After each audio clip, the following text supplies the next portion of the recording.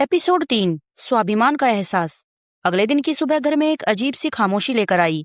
संध्या की तबीयत अभी पूरी तरह ठीक नहीं थी, लेकिन उसके मन में कुछ बदल चुका था।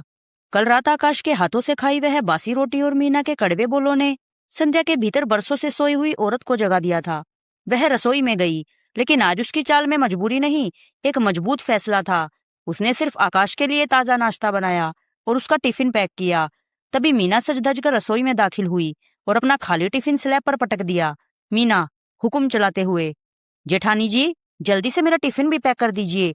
आज बैंक में ऑडिट है, मुझे 1 मिनट की भी देरी नहीं चाहिए। और हाँ, नाश्ते में सैंडविच ही बनाइएगा।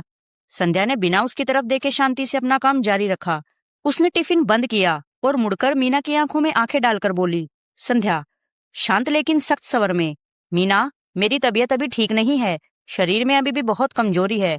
मैंने बस आकाश का टिफिन बनाया है, क्योंकि उनका दफ्तर दूर है। तुम पढ़ी लिखी और समझदार हो, अपना नाश्ता और टिफिन खुद देख लो। मीना हैरानी और गुस्से में, भाभी, आप भूल रही हैं कि मेरी सैलरी से इस घर की ईएमआई और सुख सुविधाएं आती हैं। अगर मैं ऑफिस भूखी गई और मेरा काम प्रभावित हुआ, तो उसका असर पूरे घर के बजट पर पड़ेगा।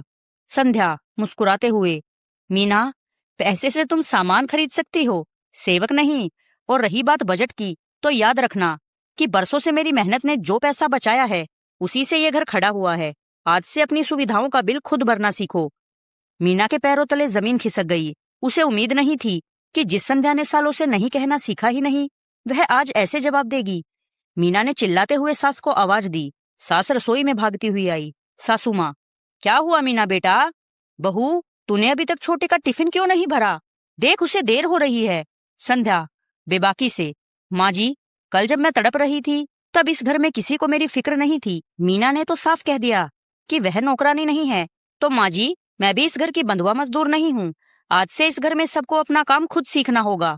शाम को जब मीना दफ्तर से थकी हारी लौटी, तो उसने देखा कि संध्या सोफे पर बैठी अखबार पढ़ रही थी।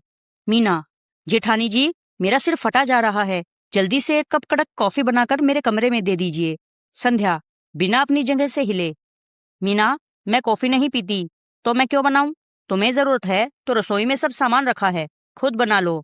और हाँ, लगे हाथ माँ जी और बाबूजी के लिए भी चाय बना देना, उन्हें भी आदत हो जाएगी। पूरी कहानी सुनने के लिए हमें फॉलो और सब्सक्राइब करना ना भूलें, जिससे कि हमारे अगले भाग का नोटिफिकेशन आपको सबसे पहले मिले। और हमारी वीडियो को लाइक और शेयर जरूर करें। धन्यवाद।